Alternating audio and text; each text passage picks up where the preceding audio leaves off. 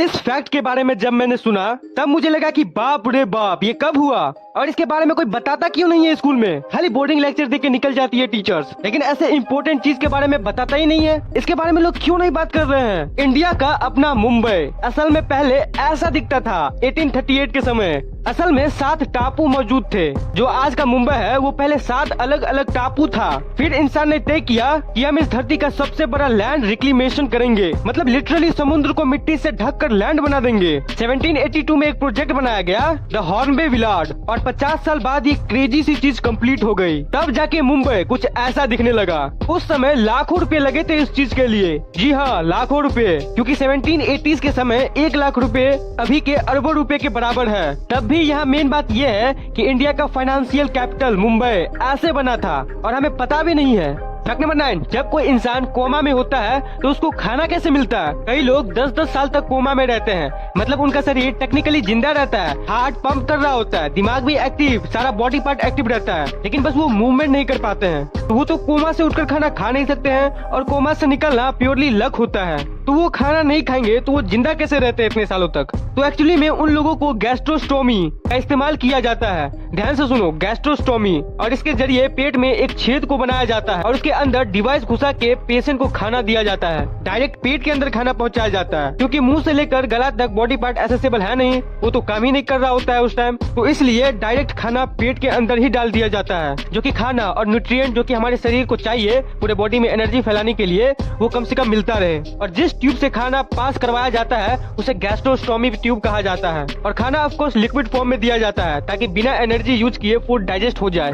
Fact number 8, अभी के time पे पूरे इंडिया के टॉप बैंक जो है वो है HDFC बैंक और इसका मार्केट कैपिटलाइजेशन मतलब कितना पैसा टोटल, वो है 9 लाख करोड़। फिर आता है ICICI बैंक और इसका है लगभग 6 लाख करोड़। फिर आता है स्टेट बैंक ऑफ इंडिया और इसका भी करीब 5 लाख करोड़ है। फिर आता है कोटक महिंद्रा बैंक, इसका करीब 3.5 लाख करोड़। फिर आता है एक्सिस बैंक, करीब 2,70,000 करोड़। यही इंडिया के टॉप 5 बैंक्स है। लेकिन भारत का सबसे पहला बैंक 1683 में स्टैब्लिश किया गया था, 1683 में, जिसका नाम है द मद्रास बैंक।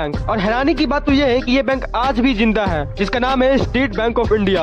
जी हाँ, आप इस आर्टिकल को देखो, ये पहले था बैंक ऑफ मद्रास और अभी इसका नाम चेंज होकर स्टेट बैंक ऑफ इंडिया हो गया है। फैक्ट नंबर 7, भारत में इतने सारे गांव हैं, विलेजेस, लेकिन अगर मैं आपसे सवाल पूछूं कि हमारे भारत का सबसे बड़ा गांव कौन सा है, सबसे बड़ा गांव, तो इसका आंसर है गहमार। गहमार उत्तर प्रदेश का बड़ा सा एक गांव है जो कि पूरे भारत का सबसे बड़ा गांव है। विकिपीडिया में अगर आप इसका एरिया चेक करोगे तो पता चलेगा कि ये 4,364 एकड़ में फैला हुआ है। फैक्ट नंबर 6, इंडिया के बारे में मैंने आपको बताया था कि पैसे के मामले में HDFC बैंक सबसे बड़ा बैंक है, लेकिन इस वर्ल्ड की बात करें तो JP Morgan Chase बैंक इस वर्ल्ड की सबसे बड़ी बैंक है with market cap of $368 billion. और बाकी का आप लिस्ट देख सकते हो अपने स्क्रीन पे। इसमें ज्यादातर टॉप बैंक्स चाइना और अमेरिका के हैं। फैक्ट नंबर 5, अगर आपसे मैं एक सवाल पूछूं कि सबसे पहले विश्व में चीनी कहाँ बना था, ये शुगर सबसे पहले कहाँ बना था, तो इसका आंसर क्या होगा। तो मैं आपको बता दूं, तो आपको पता है इसका आंसर क्या है। तो इसका आंसर है अपना प्यारा भारत। जी हाँ, शुगर सबसे पहले इंडिया में बना था। अगर आप शुगर का हिस्ट्री चेक करोगे तो आपको ये पता चलेगा कि शुगर कैन से शुगर सबसे पहले इंडिया में बना था। और यहाँ तक कि जो इंग्लिश वर्ड है शुगर, ये भी संस्कृत से आया है, जिसमें एक वर्ड है सकरा। और जो आप लोग ये rice, chess, ink, plastic surgery और जो ये नंबर है 0, ये सभी इंडिया में ही बना था। फैक्ट नंबर 4, पैसों के बारे में आप बहुत लोगों को बोलते हुए सुने होंगे कि पैसे के पीछे मत भागो, मरने के बाद लंगे जाओगे, खाली हाथ आए थे खाली हाथ जाओगे। लेकिन ये बात याद रखना कि पैसा असल में ये बोलता है कि मैं तो तुम्हारे साथ ऊपर नहीं जाऊंगा, लेकिन जब तक तुम धरती पे हो तब तक मैं तुम्हें बहुत ऊपर लेके जाऊंगा। ऊपर तो जाना ही है, लेकिन एटलीस्ट जब तक जिंदा है तब तक तो पैसा चाहिए ना भाई। इसलिए अपने अंदर एनर्जी लाओ और पैसे कमाओ। ये सब पैसा वाला जो क्रिंजी डायलॉग्स है ना कि पैसे में कुछ नहीं रखा है, ओनली लोग मैटर करते हैं, तो इन सब से दूर रहो और लाइफ को रियलिस्टिक जियो। पैसा बहुत इंपॉर्टेंट है ब्रो।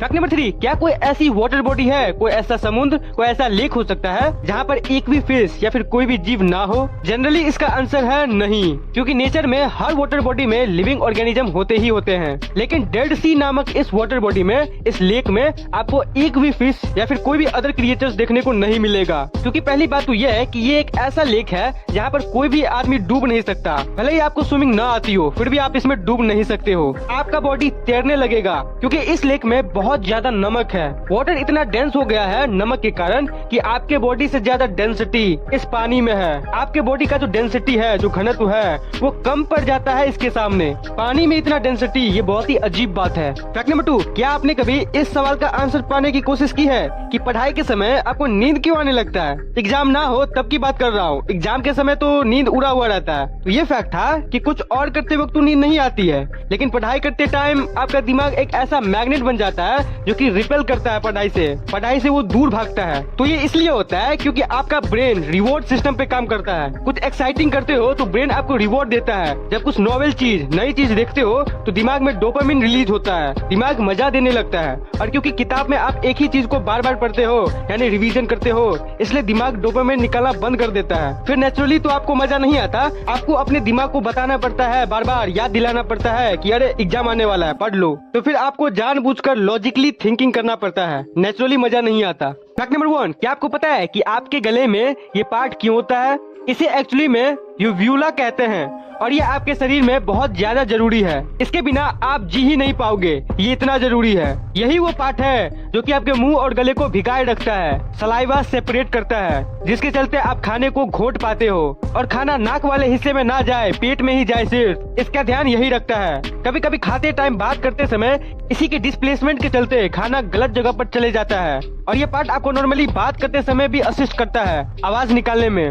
और जो खर्राटा होता है वो भी इसी पार्ट के चलते होता है। तो ये असल में बॉडी के सबसे अंडररेटेड पार्ट में से एक है, क्योंकि ये बहुत ही ज्यादा जरूरी है। क्योंकि ये ना हो तो खाना अंदर ही नहीं जाएगा ठीक से, सलाइवा की कमी के चलते। इसलिए अंदर वाले इस घंटी को एक बार थैंक यू जरूर बोलना, वीडियो को लाइक जरूर करना और चैनल को सब्सक्राइब करके बेल वाला घंटी को ऑल पे सेट कर लेना, ताकि मेरे सारे वीडियोस का नोटिफिकेशन आपके फोन पे गिरता रहे। तो मिलते हैं किसी नेक्स्ट इंटरेस्टिंग वीडियो के साथ, तो तब तक के लिए बाय बाय।